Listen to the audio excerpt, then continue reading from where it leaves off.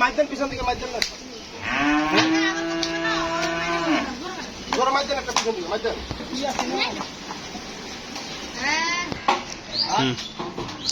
of off off off off off হ্যাঁ যারা